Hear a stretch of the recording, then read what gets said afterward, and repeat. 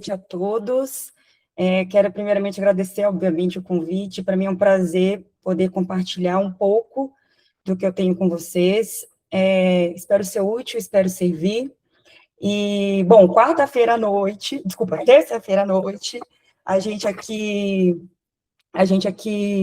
às 9, discutindo esse tema, e quando eu conversei com a Carol, eu falei assim, Carol, como é que as pessoas que vão estar aqui conosco, né? Qual que é o perfil? É pequeno empresário? É grande empresário? Ela me passou um pouco, né, do que nós temos aqui. A maioria é pequeno empresário, médio empresário, alguns grandes empresários. Eu tive um desafio de trazer um pouco sobre esse tema de crescimento em escala que seja aplicável a todos os negócios. Então, eu com muito carinho separei isso aqui, essa entrega que eu vou fazer hoje. Eu sou muito melhor de perguntas e respostas do que exposição. Então, a minha exposição será curta, direta, eficiente e cirúrgica, como boa cirurgiã, e eu vou deixar um tempo bem legal para a gente poder conversar depois, tá?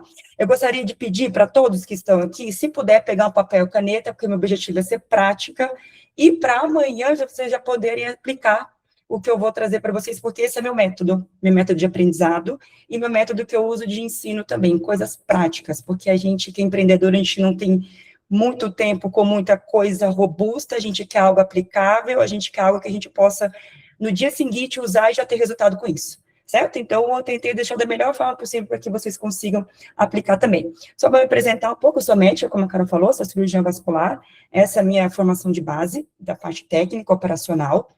Sou esposa do Cristian, que é cirurgião plástico.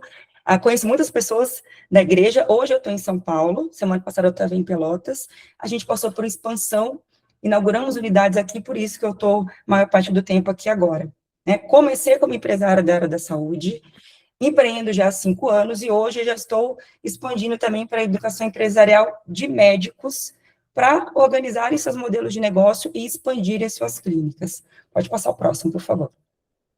Alguns dos meus negócios, alguns vocês conhecem aí da cidade. Primeiro, a Rede Vascularte.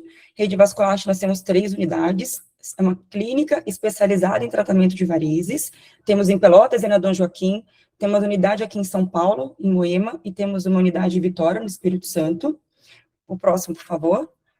Outra clínica que eu tenho em Pelotas é a Lumivi, fica no Quartier, muita gente conhece, uma clínica que já foi multiprofissional, já atendi dessa clínica, a gente mudou o modelo de negócio, a gente entendeu o mercado, a gente hoje atende exclusivamente cirurgia plástica e áreas relacionadas à preparação pré e pós-procedimento, então ficou focada na área de estética e transplante capilar. Então, tudo que está relacionado à estética, a gente deixou nesse modelo de negócio, certo? Próximo, por favor, Carol. Outro negócio, esse mais recente, esse tem 1 ano e pouquinho, chama-se VEL Club, é uma mentoria para médicos, com 3 pilares principais: vendas, posicionamento e marketing, escala e modelagem de negócio e liderança, que, para mim, são os pilares que sustentam qualquer crescimento em escala empresarial.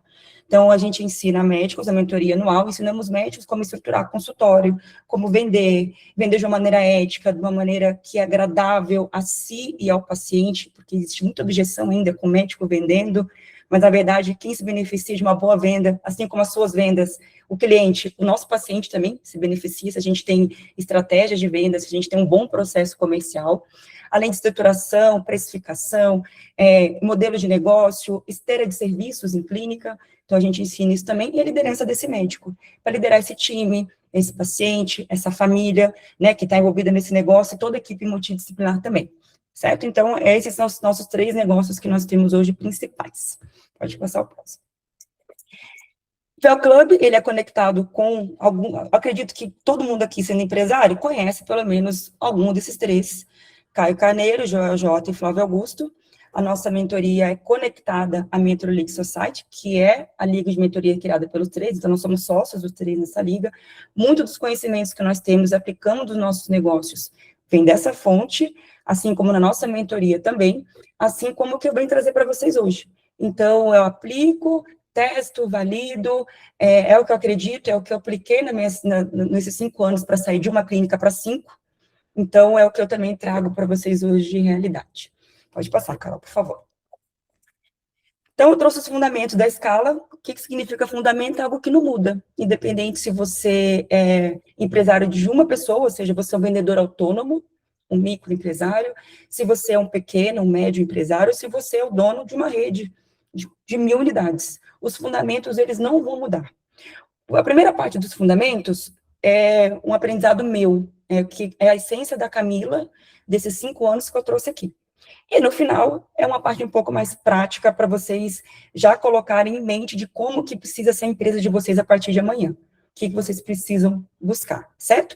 Então, de primeira etapa do fundamento da escala, na minha opinião, é uma mentalidade de valor. O que significa mentalidade de valor? Significa que você tem a certeza do que você é, antes do que você faz e antes do que você tem. Porque só a clareza do que você é vai sustentar qualquer tipo de negócio que você tenha. As adversidades, tudo que as pressões externas virem trazer. Nós estamos aqui num ambiente seguro, todo mundo foi curado, todo mundo foi salvo, todo mundo lembra como era ser antes. Nós somos privilegiados por ter essa mentalidade, a nossa essência do nosso eu, quem a gente segue, né? Nós vivemos por quê e por quem, certo? Mas nem todo mundo é assim. Então, nós que já estamos privilegiados, temos que sempre transmitir essa mentalidade de valor onde a gente for. Para o nosso cliente, para os nossos colaboradores, para a sociedade, porque nem todo mundo tem o privilégio que a gente tem. É obrigação nossa a gente transmitir essa mentalidade para as outras pessoas. Então, a nossa clareza do nosso eu é fundamental, porque o que você faz, o que você tem, ele muda. Eu já fui médico um dia. Hoje, eu ensino médicos parte técnica e ensino médicos a parte empresarial. E o que eu sou continua sendo o mesmo, na verdade, melhorado, depois que eu conheci Jesus.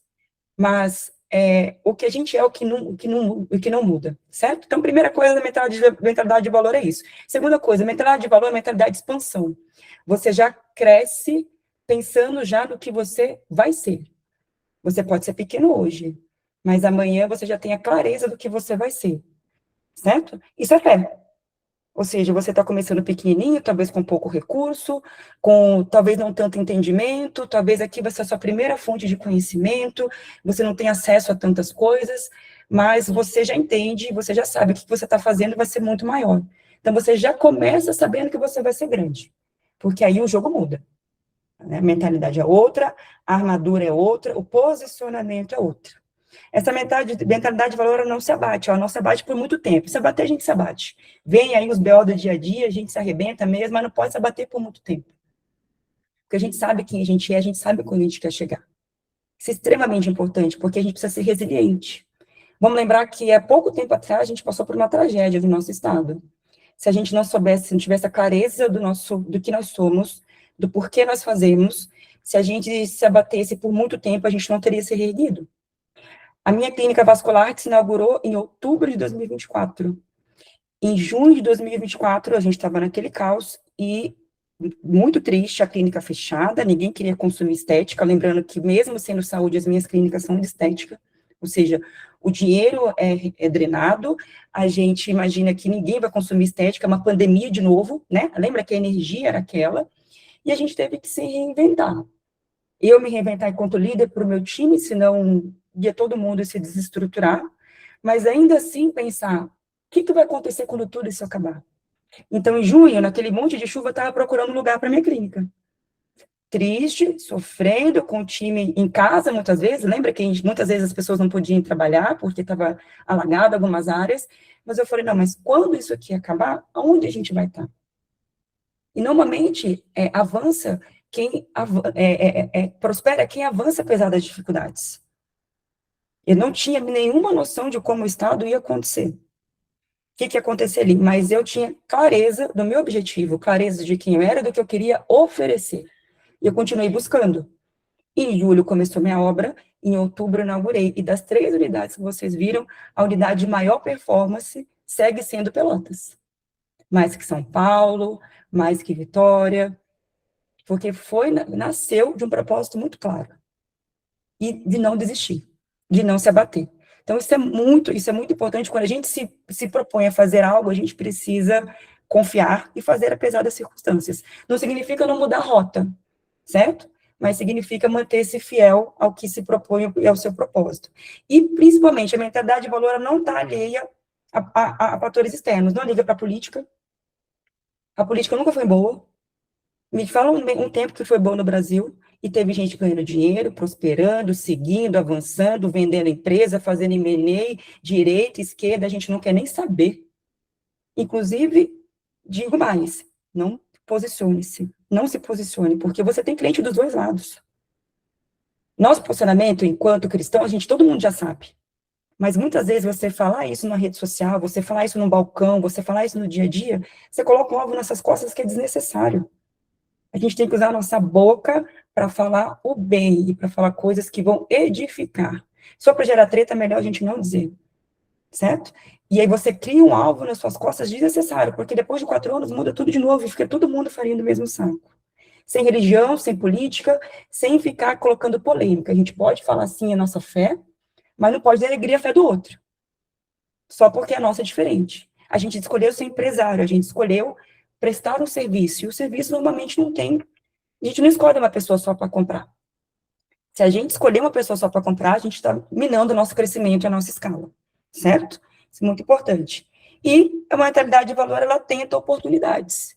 Então, ela está ligada no que está acontecendo no mercado, o que está acontecendo nos outros setores, ela se atualiza, ela não fica assistindo a noticiário só para ver aquelas desgraças lá e ficar sofrendo. Não, ela filtra o que é do noticiário, o que está acontecendo em outros países, o que está acontecendo nos outros setores que não são os meus.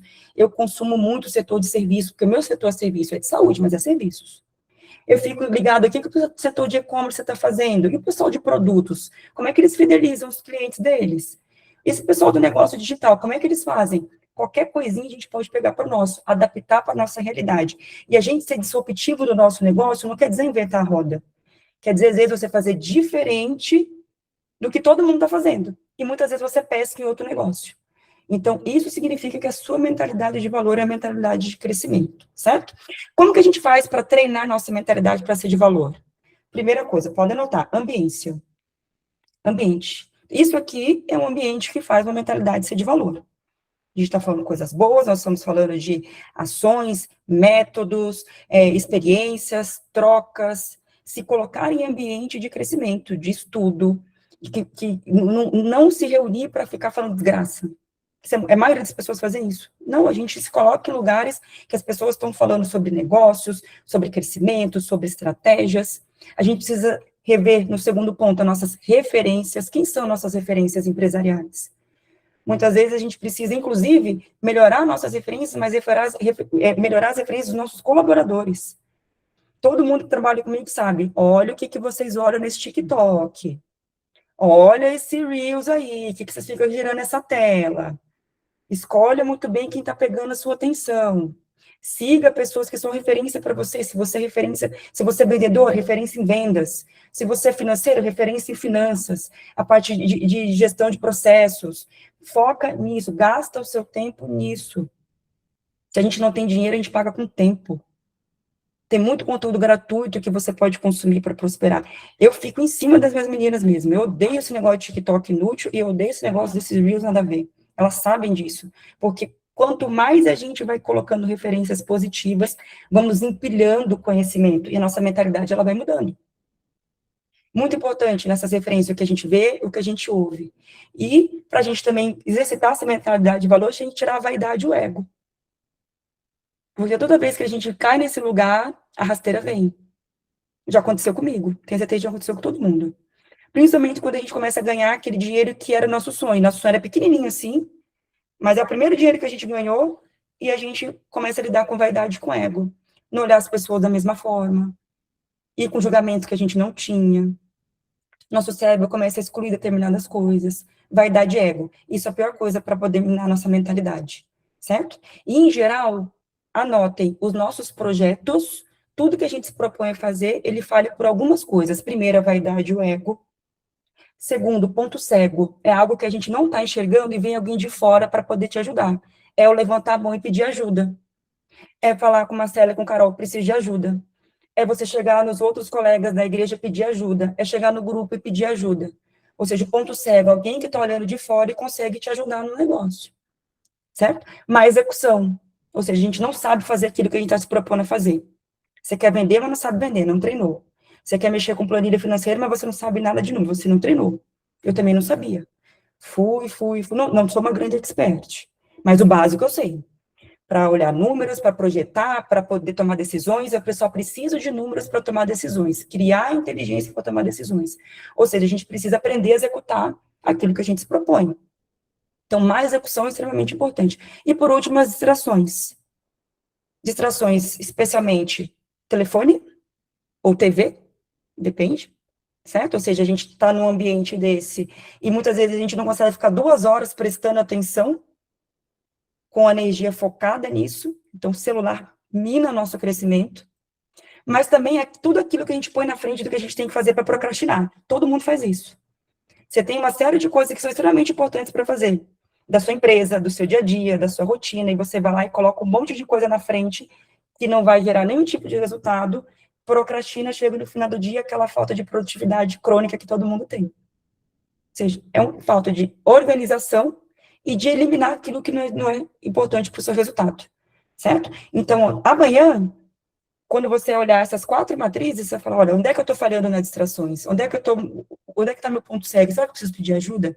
Será que eu preciso estudar determinada coisa? Será que eu preciso categorizar o que eu preciso fazer no meu dia a dia? Será que eu não estou muito vaidoso? Será que é porque eu conquistei um resultado e não fiquei com o ego lá em cima e achei que não preciso de ninguém mais? Certo? Próximo, reputação. Então, se você quer crescer e escalar, você precisa ter reputação.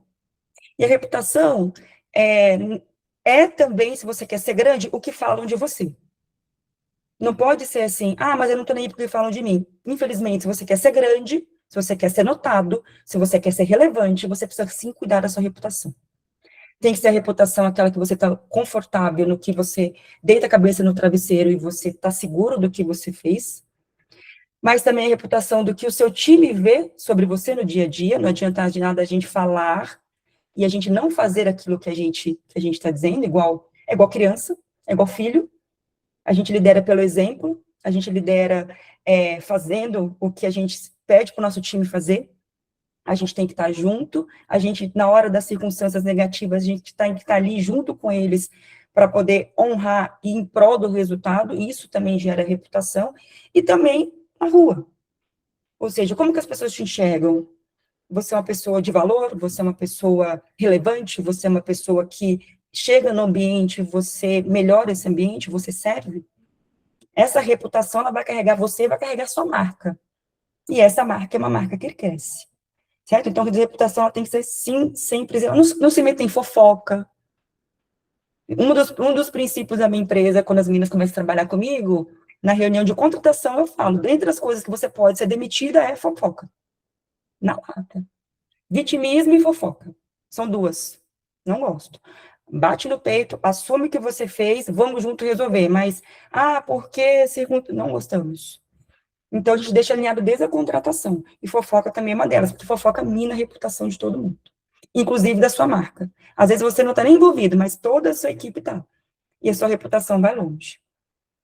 Próximo, por favor. Pode voltar.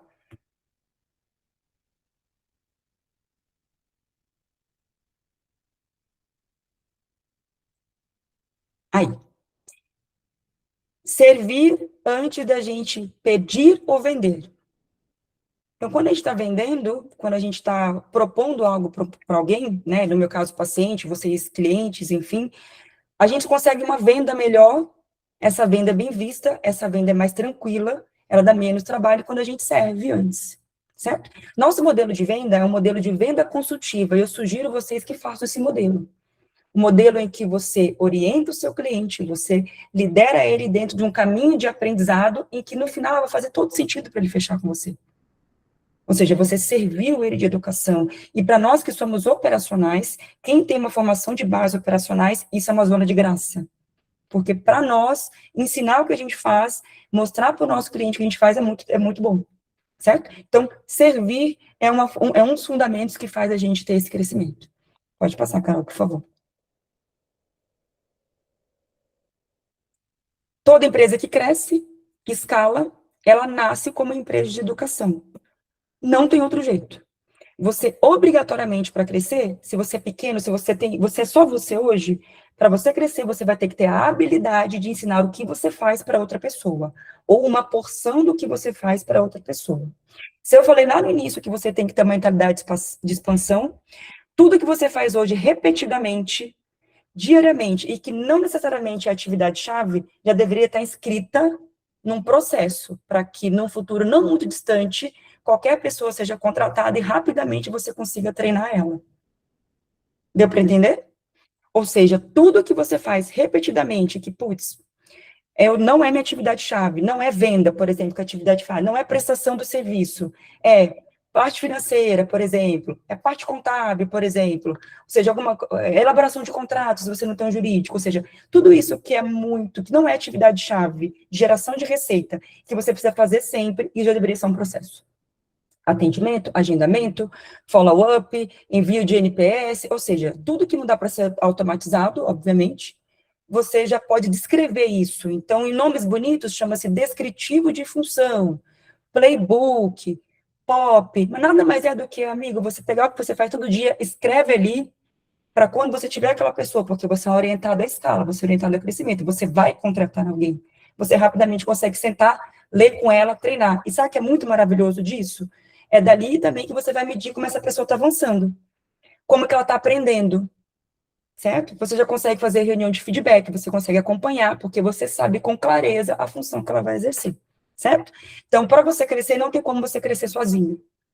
Então, você tem que nascer como uma empresa inclinada à educação, a fazer treinamentos, a fazer esse tipo de descritivo de funções, a estar próximo do seu liderado, para que você consiga, sim, ir para um próximo nível. Pode passar, Carol, por favor. E autorresponsabilidade.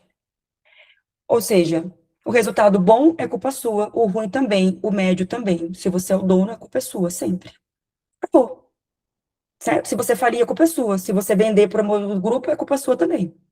Certo? Então, na verdade, a gente tem que assumir a responsabilidade sobre o nosso negócio e fazer ele acontecer da melhor forma possível. A gente precisa blindar a nossa mente, porque a gente é um negócio. A gente precisa se edificar, a gente precisa se espiritualizar, a gente precisa se socializar, a gente precisa ser forte, porque o negócio ele depende da gente. E mesmo quando você tiver 1.000 colaboradores, a essência dessa marca vai continuar sendo você. E a sua presença ali, mesmo que através de outras lideranças, ela vai ser fundamental para esse crescimento. E você precisa, sim, assumir a responsabilidade pelas coisas que dão certo e pelas coisas que dão errado. Quando uma coisa dá errada, por que deu errado? Como que eu posso fazer para que seja diferente? Já existe processo? Esse processo ele pode ser melhorado? Eu falhei na execução desse processo? Meu time falhou? Cabe aí mais um treinamento? A minha oratória está boa para o time entender? A forma que eu estou acompanhando está sendo eficiente? E não é culpa do cliente ou culpa da pessoa. Pode até ser, mas assim, é no fim da linha. Até lá tem muita responsabilidade sua nessa história, inclusive na seleção do cliente e na seleção da pessoa que está trabalhando com você. Porque é culpa sua também quem você contrata. E é culpa sua também se você demora para desligar. E é culpa sua também se você não atrai o cliente que você deseja para o seu negócio. É tudo culpa sua. Certo? Nossa, no caso, né? Então, é muito importante que a gente tenha essa responsabilidade de se aperfeiçoar para operar essa empresa. Uma vez que a gente escolheu empreender, esse é o jogo. A gente resolve o problema das pessoas, as pessoas nos pagam por isso, e toda a operação envolvida nisso, ela tem que ser liderada por nós, com muita responsabilidade. Próximo, por favor, Carol.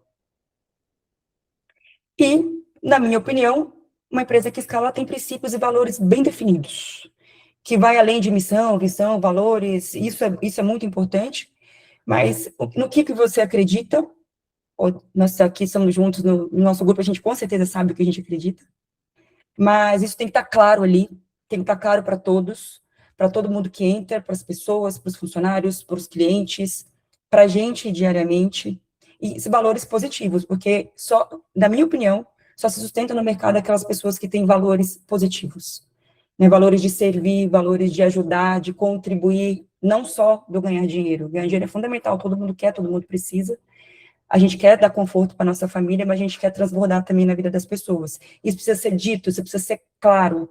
Né? Não pode ficar nas entrelinhas. Muitas vezes, muitas pessoas são pessoas de valor, mas elas escondem para si ou deixam, por exemplo, para a igreja. para esse ambiente. E, na verdade, a nossa empresa é também um lugar para a gente falar sobre nossos princípios, nossos valores, falar sobre Jesus, como o André falou, olha, às vezes eu vou lá e vou compartilhar com um funcionário meu, eu vou lá acolher, ou seja, isso também faz parte de um fundamento de escala, porque é uma base forte. E a gente só consegue crescer e escalar aquilo que se sustenta numa base forte. Então, para mim, isso também é um dos fundamentos que faz uma empresa crescer. Próximo. Agora eu vou trazer métricas, né, que não é minha. Isso é métrica de mercado, certo? Então, ali é a minha visão de fundamento da escala, e eu vou trazer agora o que o mercado diz, o que significa uma empresa que tem valor, ou seja, só escala aquilo que tem valor percebido pelo mercado, certo? Então, o que você tem que procurar para a sua empresa, se é uma empresa de fato valiosa? Pode passar, por favor. Então, a primeira coisa, você tem que ser bom em vendas. Empresa que não vem, não tem nem que falar, certo? Não tem nenhum tipo de coisa que acontece se não houver venda. Não tem jurídico, não tem contábil, não tem problema. Se você não vender, não tem problema. Não tem cliente, não tem problema, certo? Então, você tem que ser bom de venda. Venda constante, né? Evitar extremas sazonalidades. Então, venda traz 3 pilares principais. A gente precisa de técnica para vender, precisa estudar vendas.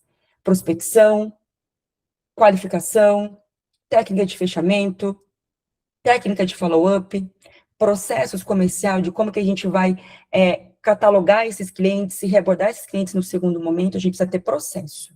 Tudo que a gente tem processo, a gente consegue envelopar no treinamento e passar para outra pessoa, e a gente masteriza a nossa empresa de educação, certo? Então, a gente precisa ser bom em vender, em atrair novos pacientes, em pedir indicação, em manejar canais de aquisição, que seja internet, seja indicação, seja evento, seja relacionamento, certo? Tudo tem que ser metrificado, tudo tem que ser acompanhado, tudo que a gente mede, a gente consegue fazer avançar. Então, primeira coisa, primeira premissa, se você só vale se você vende bem e vende sempre, certo?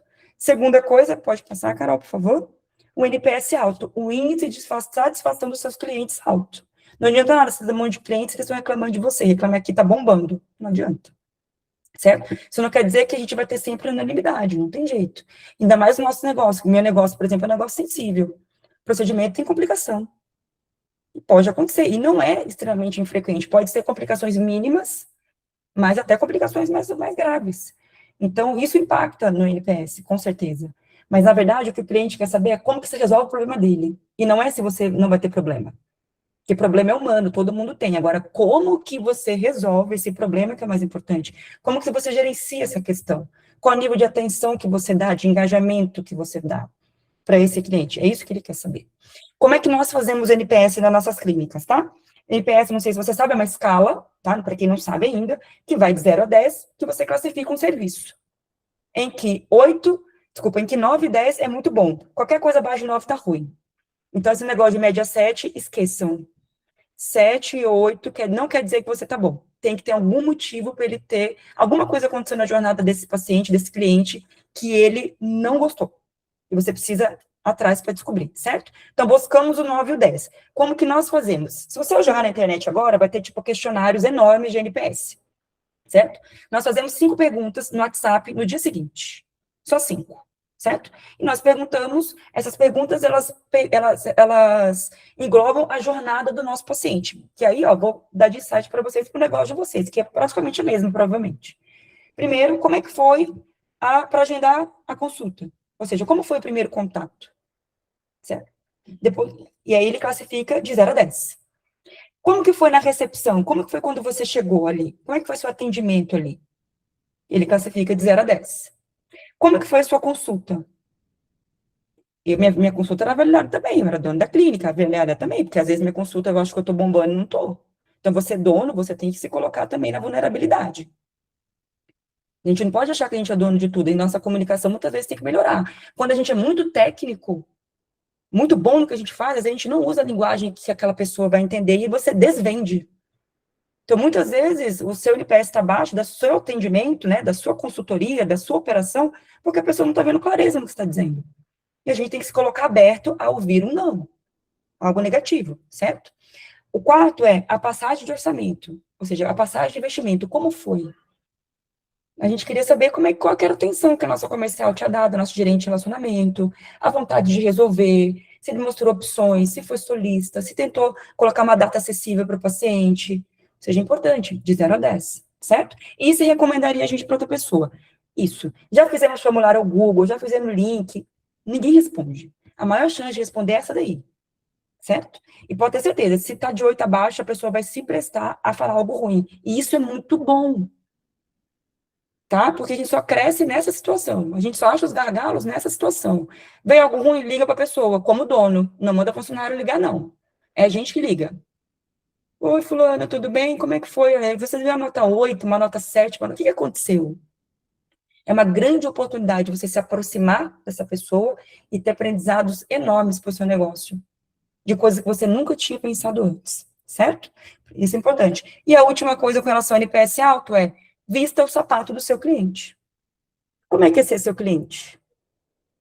Como é que é para agendar com você? Para estar lá no seu negócio? Quão difícil é consumir o que você quer oferecer? Como que é depois que ele consome? Ele se sente parte ainda ou ele é desassistido? Como é que eu descobri isso, Camila? Pergunta para ele. Tira a vaidade e o ego, liga e pergunta para eles, tá? Liga para aquele seu cliente campeão, sabe? Aquele que gosta muito de você, aquele que está engajado, aquele que consome, que indica para todo mundo, mas é aquele também que é tão próximo de você que se você perguntar para ele algo bem negativo, ele vai dizer: não, eu amo tudo, mas poderia melhorar isso, isso e isso, por exemplo. Então, perguntar para ele é fundamental para você ter esse NPS alto. Próximo, por favor. Margem. Margem ainda é tema gigantesco. Porém, que margem que o mercado diz que você é valioso? Lucro acima de 30%. Se você é de serviços, parabéns, você consegue. Quem é produtos, indústria, varejo, sofre. A margem é menor.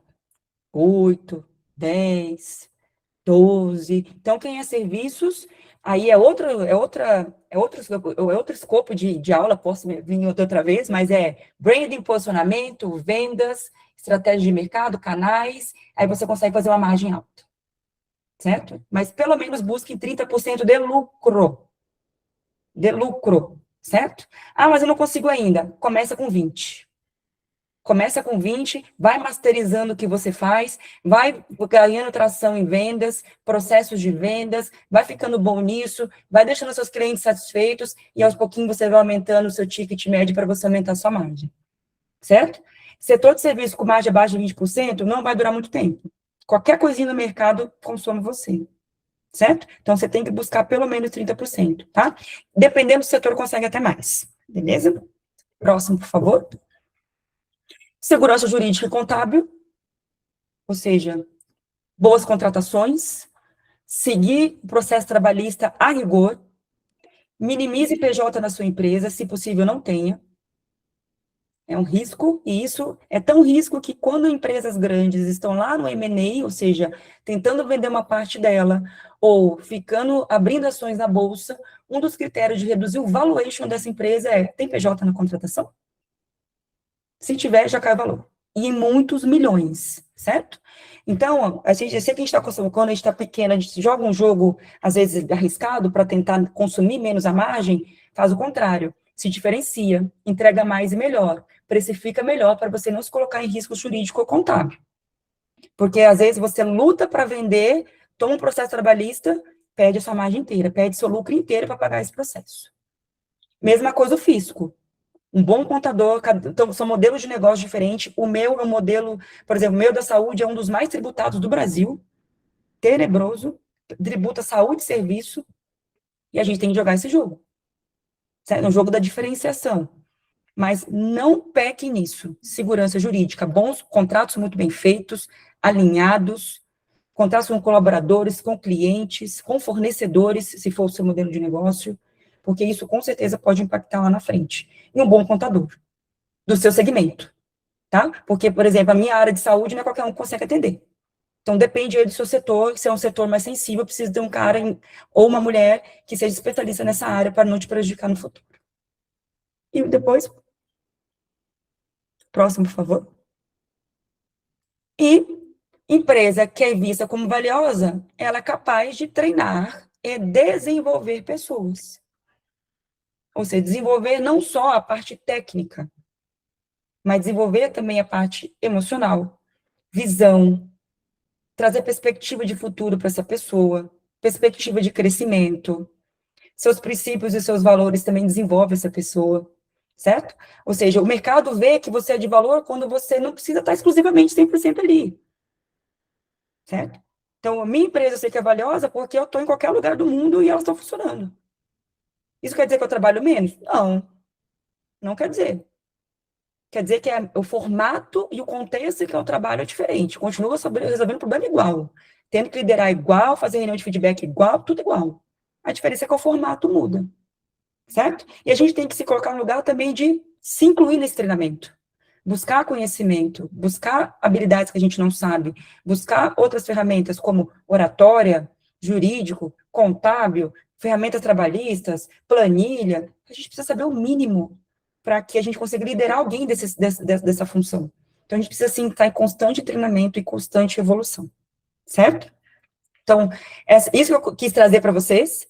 Eu quis trazer um pouco de mim e um pouco do que o mercado exige, tá? Em resumo, guardar sua mente, guardar seu coração, cuidar da sua reputação, sirva. A empresa, ela serve para servir também, um dos princípios. Ela serve para a gente gerar riqueza, para a gente pagar imposto, para a gente ajudar os outros, ajudar de diversas formas. E agradeça muito pelo que você tem, porque só de você ter a habilidade de abrir um CNPJ e cuidar dele, significa que você é muito diferenciado. Então, antes de reclamar, porque é só BO todo dia, né, gente? É todo dia. Mas agradeça pelo que você tem, essa oportunidade que você tem de se desenvolver como pessoa através do CNPJ, certo? Que isso você transmite para as pessoas que estão com você trabalhando ali. E isso isso transfere e você consegue fazer com que seu time ele seja uma extensão de você, certo? Bom, é isso, espero ter ajudado. E estou aberta a perguntas, então, estou aí.